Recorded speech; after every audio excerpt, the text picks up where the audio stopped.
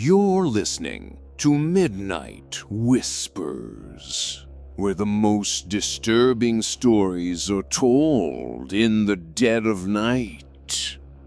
Sometimes the scariest thing isn't a ghost or a demon. It's the people who live right next door to you. Imagine this. You're in a quiet apartment building.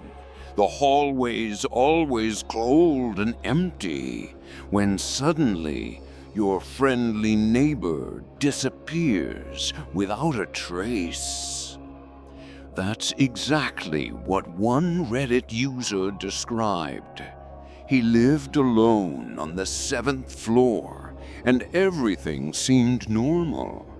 Until he noticed the apartment next door had gone strangely silent. No TV, no footsteps, not even the sound of a door closing. At first, he thought maybe they were on vacation.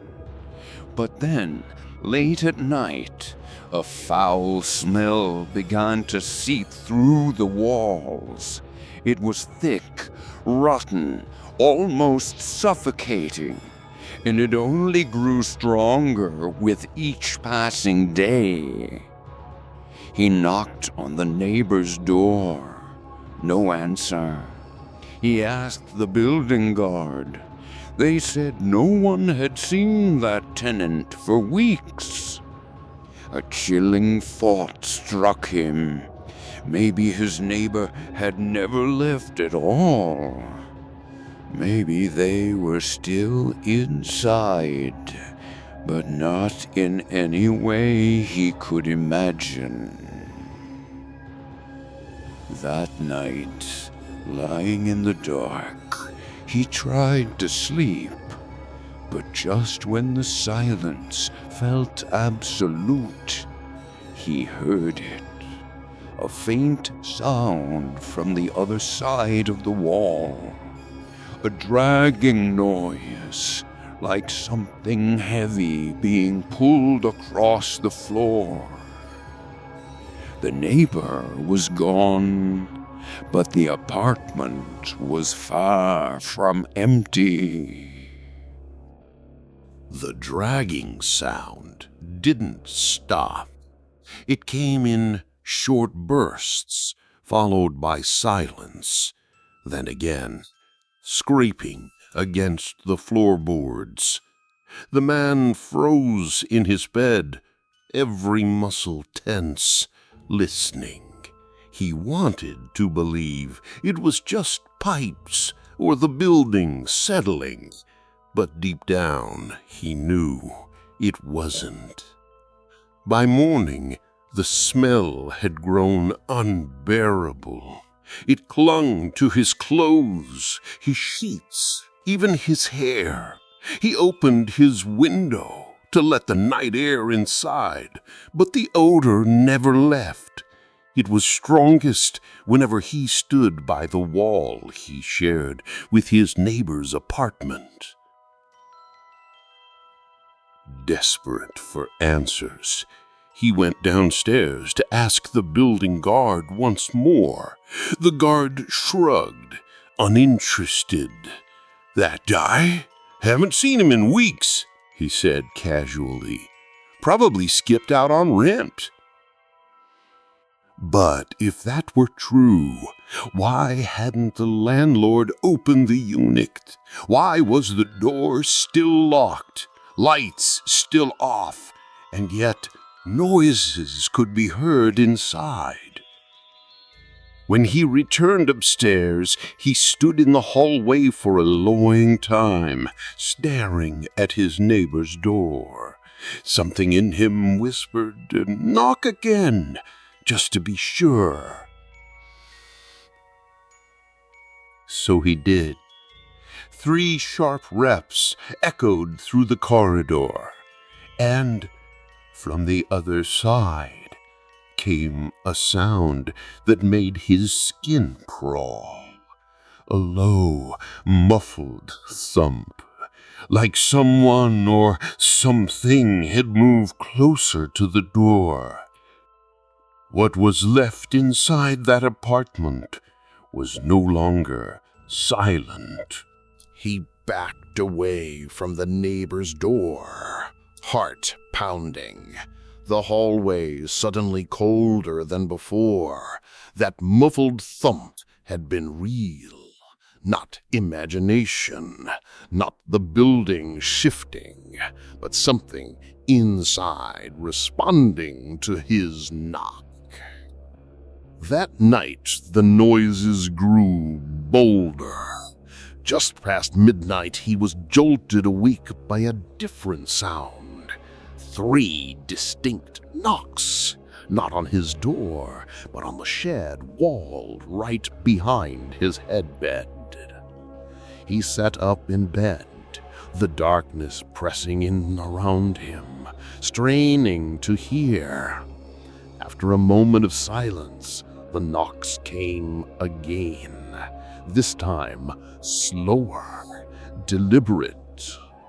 His first instinct was to knock past. Maybe his neighbor needed help. Maybe they were injured. His hand hovered over the wall, but something stopped him. Because as he listened, he realized the knocks weren't random. They carried a strange rhythm, like a code someone was trying to communicate. And then came the whisper, a faint, rasping voice bleeding through the thin wall. He couldn't make out the words, but it was close, much too close. He pressed his ear against the plaster, trying to catch the sound. That's when he realized it wasn't coming from the center of the apartment next door. It was coming from right behind the wall.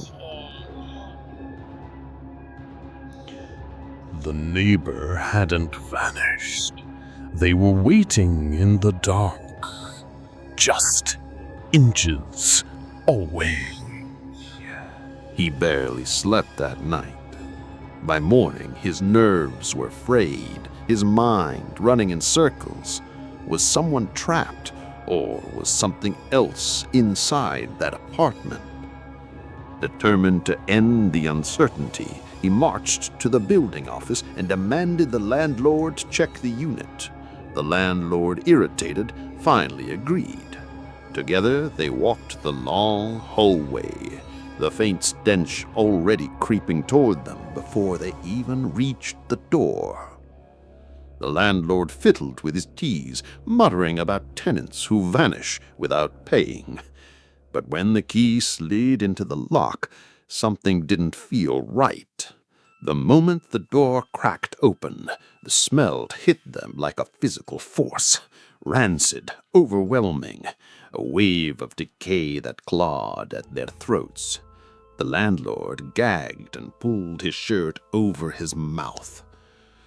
Inside, the apartment was dark, curtains drawn, air stagnant, the silence broken only by the buzzing of flies. Furniture sat untouched, nail piled by the door, dishes still on the counter, as if someone had left in the middle of a meal. But the air carried more than just the smell of rot. It carried presence, a weight. And as they stepped inside, the man froze. On the far wall, he noticed deep scratches etched into the plaster, long, jagged lines, carved with frantic desperation. The landlord muttered, "Rats, maybe." But these weren't the marks of animals. They looked like fingernails. Something inside that apartment had tried to claw its way out. The landlord was shaken, muttering excuses, already eager to leave. But the man couldn't move. His eyes were fixed on the hallway that led deeper inside the apartment.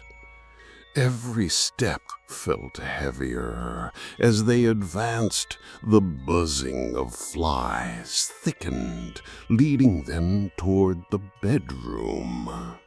Clothes were scattered across the floor, drawers half open, but no sign of a person. Then they saw it, the closet door, closed, perfectly shut in contrast to the chaos of the room around it. The smell was strongest there, sickly sweet, putrid. The landlord swallowed hard, hand trembling as he reached for the knob, but before he could turn it, a sound came from inside. A slow, deliberate creak, as if something was shifting its weight, pressing against the wood from within. The landlord recoiled, shaking his head. "No, I'm not opening that." He shoved the keys into the man's hand and back toward the door. "Call the police. This is their problem now." And then he was gone, leaving the tenant alone in that suffocating darkness. The man stared at the closet, heart pounding, sweat running down his spine. His instincts screamed at him to run, but his curiosity, that terrible curiosity, rooted him in place. He stepped closer, reached out. His fingertips brushed the cold brass knob, and from the other side came a whisper. Clear this time, ragged and broken. It said, "Help me." The missing neighbor's voice was still inside, waiting to be found. His breath caught in his throat. That voice, it was weak, strained, but unmistakably human. "Help me." Every rational thought told him to run, to get the police, to leave that apartment and never return. But something compelled him forward. Slowly, with shaking hands, he gripped the knob and turned. The door creaked open. Inside the closet, it was pitch black. The smell hit him so hard he nearly vomited. He raised his phone, switched on the flashlight, and the beam cut through the darkness. What he saw will never leave him. Slumped in the corner was a figure, skin gray, lips cracked, eyes sunken. The body twisted in a way that suggested they had been there for too long a time. Flies swarmed their skin. It was his neighbor. But here's the impossible part. The neighbor's chest rose and fell, shallow but steady. They were alive. The man stumbled back, horrified, torn between calling for help and fleeing the scene altogether. How could someone survive in that state? Weeks without food, water, sunlight. It didn't make sense. The neighbor's lips trembled. They whispered again, the words fractured, almost unintelligible. "Don't let it out." He confused. He crouched lower, straining to hear. "Don't let what out?" The neighbor's eyes darted upward to the ceiling of the closet. And that's when he noticed the scratches didn't just cover the walls. They trailed up across the plaster into a dark hole that leads into the crawl space above. The neighbor wasn't warning him about themselves, but about something else that lived inside. Closing line, part 6. The beam of his flashlight trembled as it followed the scratches upward. They vanished into a jagged opening in the ceiling, a hole just wide enough for something to crawl through. He felt the air shift, cold, stale, carrying with it the faint sound of movement above his head. Something was up there. The neighbor tried to speak again, but only choked gasps came out, their trembling hand lifted, pointing toward the hole. The man's instincts screamed at him to leave, but his legs wouldn't obey. Against every ounce of reason, he raised his phone higher, the light piercing the black cavity. 2 eyes stared back, reflective, unblinking, set too far apart to be human. The man staggered back, nearly dropping his phone. From inside the crawl space came a scraping sound, claws against wood, slow and deliberate. And then the thing moved. A pale hand, thin as bone, reached down from the darkness, curling over the closet frame. Its nails were long, broken, caked in blood. The neighbor let out one final desperate rasp. "Don't let it out!" But it was already too late. The hand tightened its grip, and slowly the rest of it began to emerge from the hole. Whatever had been hiding above the apartment was finally coming down. He stumbled backward, heart hammering, the flashlight beam shaking wildly across the walls. The figure in the crawl space unfolded itself with sickening slowness, its limbs too long, its joints bending at unnatural angles. The smell of rot poured out with it, heavier than ever. The neighbor on the floor tried to scream, but only coughed blood. Their warning echoed in his head. "Don't let us out." The creature's face finally came into view, pale, gaunt, a grotesque mockery of a human head. Its mouth stretched into an unnatural grin, teeth jagged and glistening. It moved with dreadful patience, lowering itself inch by inch like a predator, savoring the fear it inspired. The man stumbled toward the door, fumbling with the handle, but it wouldn't budge. Locked, trapped. Behind him, the creature landed silently on the floor. Its movements were smooth, deliberate, as though it had been waiting for this moment all along.